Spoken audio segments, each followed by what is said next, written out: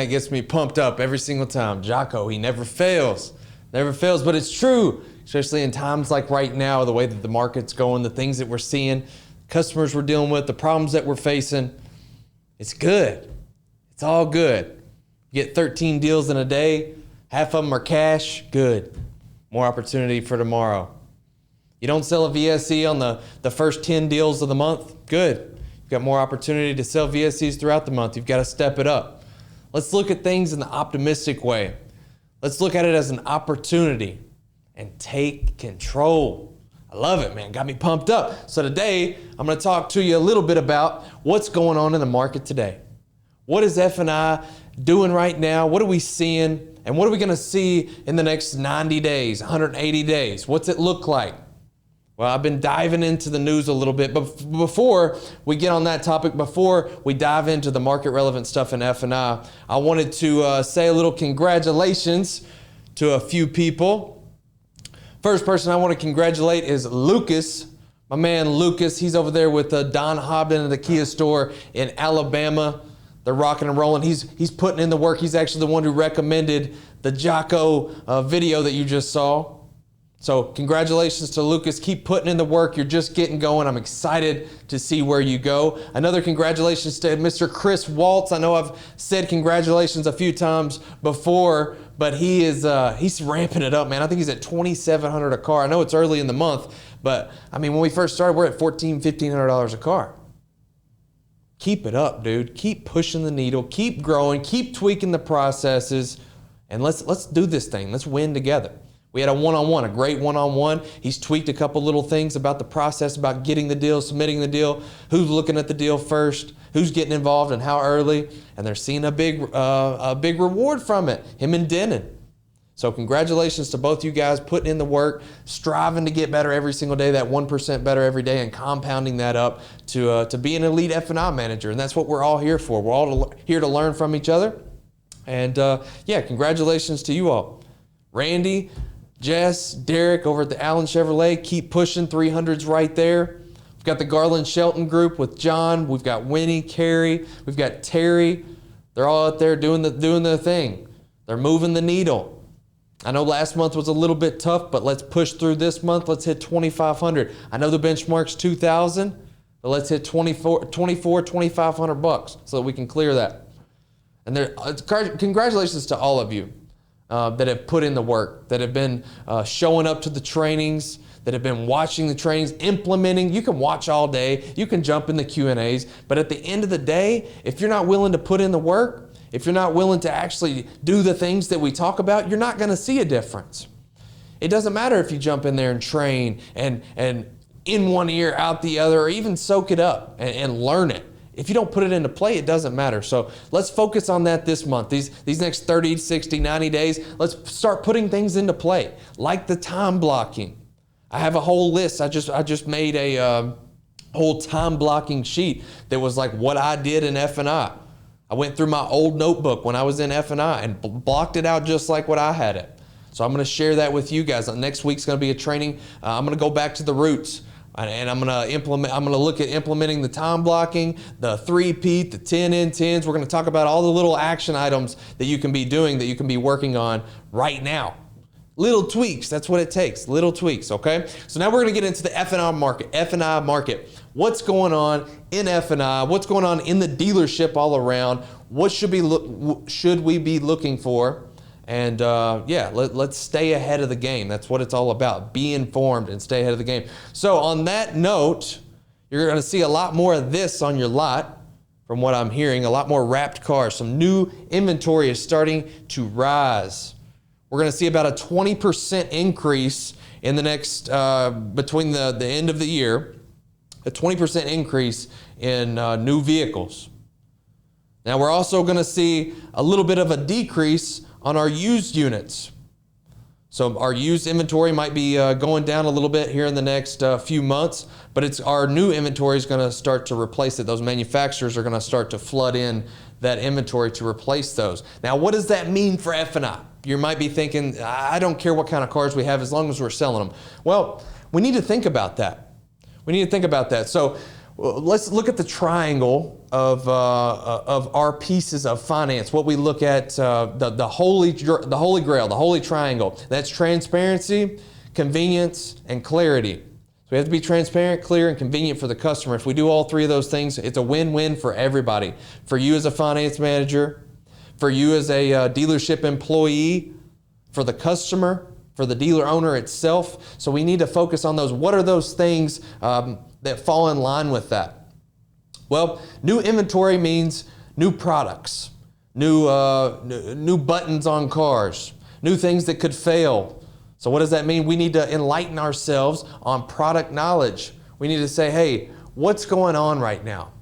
What's going on in the new world? What kind of new, what do you call them? New features that these cars have. And what kind of features do we need to learn about so that we can present them when we're selling these vehicles? Because I can't tell you how many times that I wish I would have done a little research about a vehicle before it came into my office. I wish I would have known a little bit more about the EVs, the Teslas, the electric Hummers, whatever's coming out right now, all the EV world. I wish I would have known a little bit more about it so that I could push it, so that I could be educated, I could be confident and clear with my delivery. So what can we do? We can learn the product knowledge. We can get out there and make it part of your day to get out there and know what kind of features are being added, what kind of services are being added as these new vehicles roll out, because we're going to see an increase in them. What does that mean? Another topic on the new cars. What does that mean for us?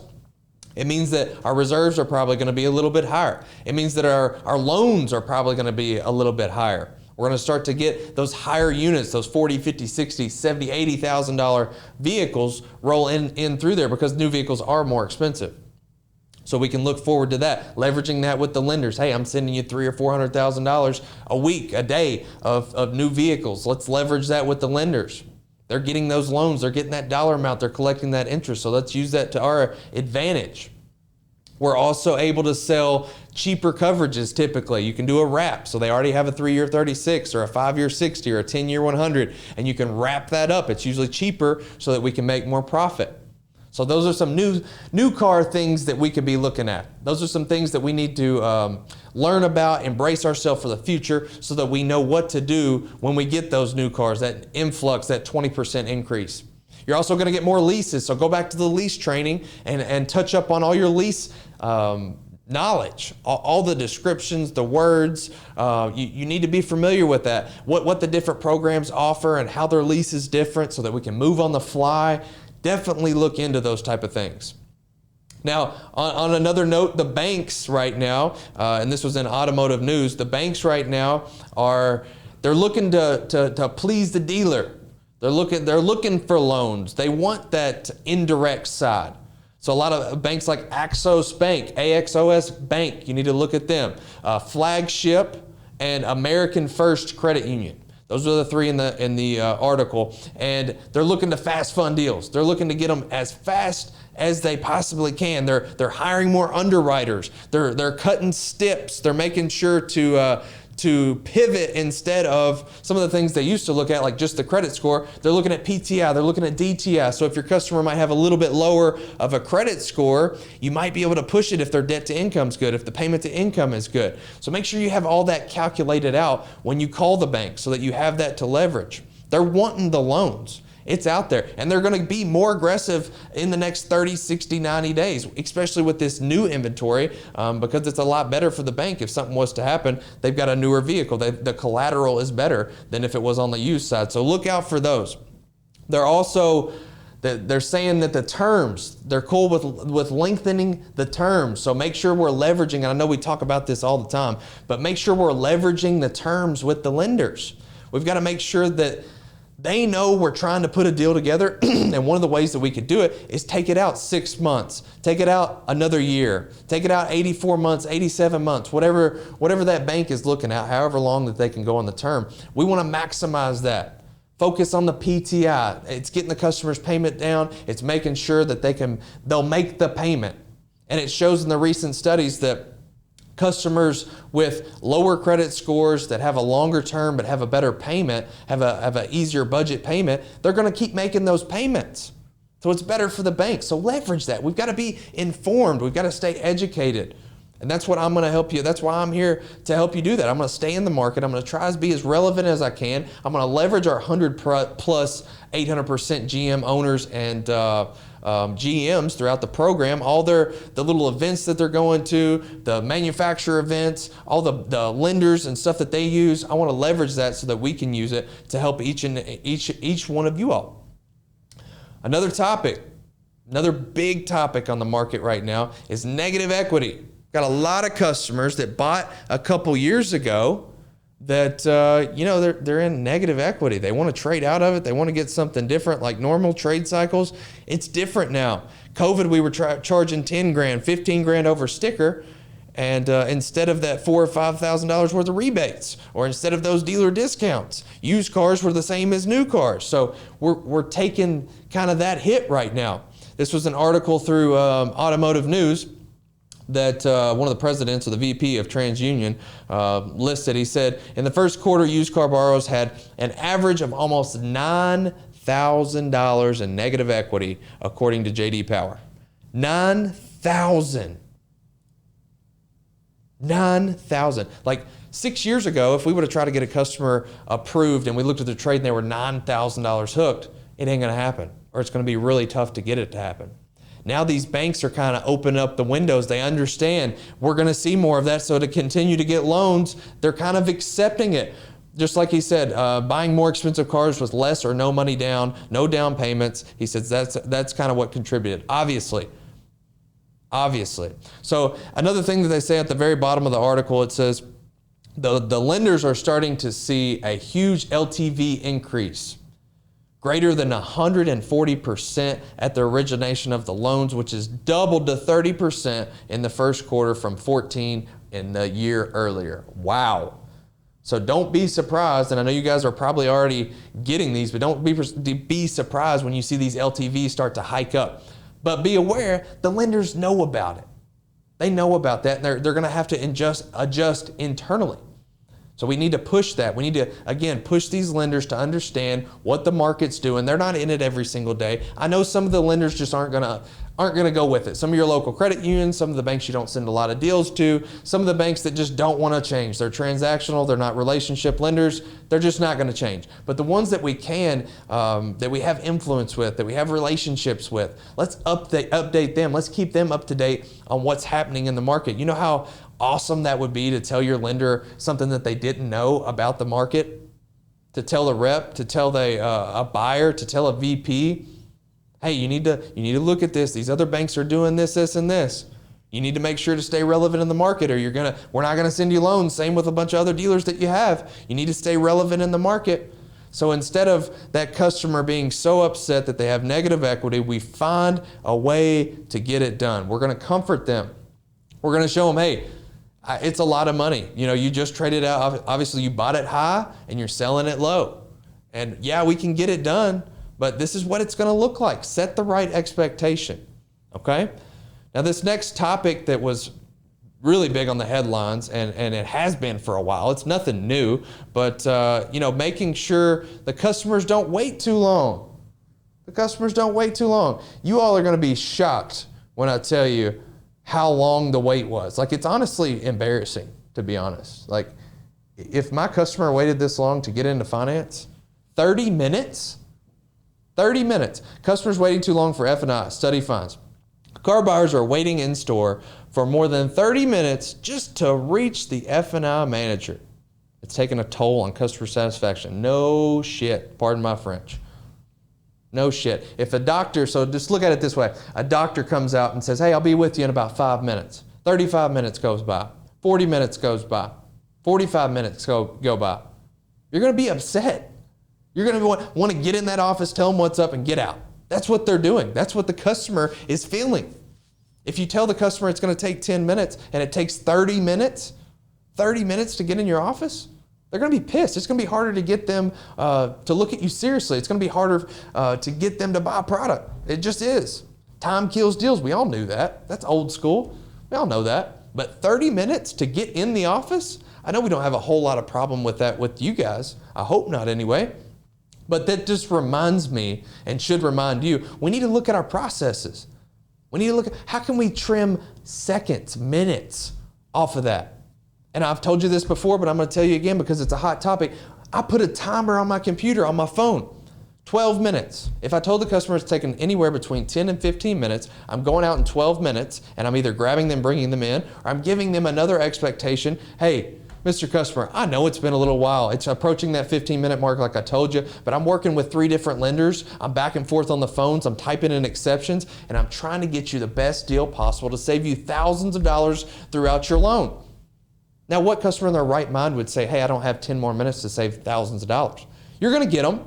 You're going to have people that say, man, I just don't have time. I'm going to come back tomorrow. And at that point, you bring them in your office. You show them how you're working. Get on the phones with the banks right in front of the customer. I don't care. I'm being transparent, clear, and honest. Okay? It doesn't matter. They're not looking at your callbacks. You can still have the reserve, and you can always explain it. That's the way that you get paid. So I'm not worried about that. Bring the customer in at that point. But we need to focus on our processes. How can we shave a few minutes off of our times? This was the article right below, so let's skim through it. It says 65% of car shoppers who participated in a 2023 survey with CDK says that they spent 15 to 45 minutes in a dealership waiting for an F&I manager, so they just average it out at 30. Some people are waiting 45 minutes to get with an F&I manager. Of that group, 59% of that group said that they waited more than 30 minutes. 60% of people in that survey are waiting more than 30 minutes just to get to the F&I. Imagine the process. If your process is that slow to begin with, imagine how long it's going to take you in the office. So let's audit our processes. Let's make sure that if it's taking us 15 minutes, how do we get it to 12? If it's taking us 12 minutes, how do we get it to 10? If it's taking us 30 minutes, how do we get it to 15? Really, it shouldn't be any more than 15 unless you're working a custom finance deal, you're working a weird situation where you're trying to get a hold of the lenders, but you're keeping your customer up to date. We're always touching point, making sure they know what's going on. And if they're getting upset, you go back and you say, hey, come on in. I'll show you what I'm doing. Show you why it's taken so long to get this done. So again, just make sure we're not falling in that 59%. We're not going to be that dealer that takes forever to get them into F&I, and then once they do get into F&I, we're not going to sell them anything. So the next one, I want to go down to the bottom of the article real quick. It says the wait time for F&I can add unreasonable amount of time to the overall in-store process. It says, what does it say? Most customers unreasonable as anything longer than 2 hours. Yeah, so basically they're saying anything over 2 hours in the store, it shouldn't happen. And they have a reason to believe that because Carvana, and I hate to even bring them up, and I know it's a whole different topic, but Carvana is making a new process, new same-day process, means customers can purchase from a wide selection of pre-owned vehicles, get pre-qualified, approved in as little as 2 to 3 minutes, all online, look through all the products, all that kind of stuff. In a matter of hours, Carvana will drop the car off and take the old one away. Just let that sink in for a second. They can literally sell a car. A customer can be at the comfort of their home on the couch, click a button, buy the car. Paragon Honda, by the way, if you haven't heard of them, check them out with Brian Benstock, their owner, or their GM/owner. They're killing it. They're in the middle of New York City and they're selling like 800 units a month, mainly new. And they're delivering. They're kind of modeling off this process, which I'm not saying everybody needs to go to that, but let's get innovative. Let's get creative. This stuff's gonna happen. It's gonna get to a point where the customer, if we're not transparent, clear, and convenient, they're not even gonna look at our store. Just think of it, if you could buy something without leaving the comfort of your home, get it delivered to you, versus setting an appointment, talking to a salesperson, going in, driving it, making sure everything's okay, taking another hour to get the proposal, calling the finance company, maybe trying to get your own finance at this point, calling the insurance company, going back and forth with the sales desk, waiting 30 to 45 minutes for the F&I person, getting in the F&I office, taking another 30, 40 minutes to complete paperwork, and then driving off in your new car. That could take days. That could be a day's worth of process. So what I'm saying is just, let's audit our processes. Let's see how the customer buys the car.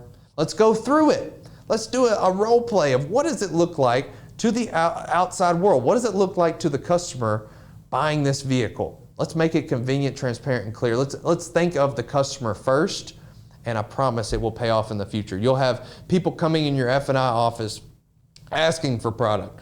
You'll have people coming in your F&I office 15, 20 minutes sooner than they did before, and leaving sooner than they did before, happier than ever, more gross than ever. It all trickles together. So audit our process. Let's see what can we shave off of our process to get them in the office sooner, to complete the paperwork sooner, and have the experience better. So go back to the training if you didn't watch it already. Elevating the experience of that customer, it kind of goes hand in hand with that. So again, Carvana, they're on the move. I know they were a big target for a while, and then they kind of almost went bankrupt, but they're a billions of dollar company. I mean, they're worth billions and billions of dollars. They've got big organizations backing them. They're not going to go anywhere. They can trial and error, they can fail, they can fall on their face and rebound pretty quick. We as a family-owned dealership, most of us are family-owned, it's a lot difficult to do that, a lot more difficult to do that. So keep that forefront on your mind. Audit our processes, make sure that we're making it as convenient as we can for the customer, and just knock it out. So the next topic and the last topic I'm going to talk about is the data that we need to bring to the table for these lenders. When we get on the phone with these lenders, we need to bring data. We need to have it right in front of us, so when they ask us certain questions, we don't fumble on it. And what do I mean by that? What kind of questions? Well, when a customer, we need to know their PTI. We need to know 3 credit scores. We need to know Equifax, TransUnion, Experian. We need to know those. We need to know the breakdown. We need to know if one's better than the other, if we can tier bump using a different score. We need to know, have they ever had a repo before? What does our repo look like with our data, look like with the lender? And what I mean by that is we use GM Financial as our captive lender, so we had a sheet of, that we could pull through, I think it was Stone Eagle or DealerTrack. We could pull, and I'm sure the rep could get this for you as well. They usually send it out to us, so if you don't have that info, make sure you get that. But how often did we have a repo? What was the percentage of a customer repoing the car?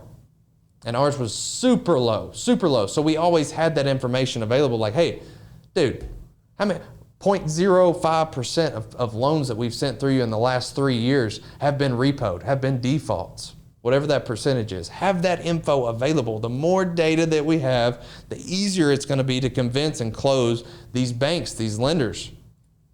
We also need to have like the DTI, PTI calculated. So what is the payment to income? What is the debt to income with that customer? The quicker you can rattle it off, the easier. The better, the smoother that it flows with that underwriter. Make sure you know PTI, make sure you know DTI. Make sure that you know that they're a relationship lender. And leverage that fact. Hey, I'm going to keep sending you deals. I'm going to make sure that, hey, we send you X amount of deals in the last 60 days. This is the type of profit. We need to up that. We've averaged $1,700 a car with you guys, and we've sent you 100 deals in the last 60 days. What do we need to do to get that 27? Do we need to look at your back end advance? Like, we're trying to ramp this thing up. Do we need to, and you can also look at products like, have we not sold Gap on half of them? Why haven't we? Well, we only had $2,500 worth of back end instead of $3,500 so that we could get a $2,500 service contract and a $1,000 Gap. Those little things, bring those to the table with those lenders. They will appreciate that. They will mold their programs around that, and they're getting more flexible. I hear people all the time telling me that their lenders aren't flexible. They're not willing to do certain things. They don't want to stretch the term. Make them simple. If they won't do it, let's find another lender that will, because they're out there. Axos Bank, Flagship, and American Credit are just 3 of the hundreds of banks that are wanting loans, wanting that indirect side, and wanting to make relationships with those lenders. So that's my spiel with the lenders. And the last little thing before we close out, man, and this really caught my eye. So on Automotive News, they had different EV ways and different ways to overcome objections and build value for a VSC for all EVs. And one thing that really caught my mind, and I hadn't heard it, but they're starting to figure out, and they're starting to get hackers that hack into these EVs and will literally remote steal them. I know it sounds crazy, but look it up. It's a thing. So like, you can leverage that with your customer and say, hey, look, Mr. Customer, I understand. You're buying a Tesla. It's all you're saying, all it's got's a battery, and if that goes bad, it's covered under manufacturer's warranty. But is it going to cover if somebody hacks your car and takes it? Definitely Gap would from theft. Is it going to cover if something happens electronically that's not with the battery? No, and it only covers specific parts of the battery as well. So we really need to research on those coverages, what they really cover, and what are the possibilities of something crazy as somebody hacking your car and taking it from you and not even being there. So definitely look at that. And the personal info, so not just taking the car as well, but hacking the personal info. So like making sure that they're covered, that they're locked in. And there's some new products, and I saw an article as well that right now they're developing certain products that would protect an EV buyer against hacking.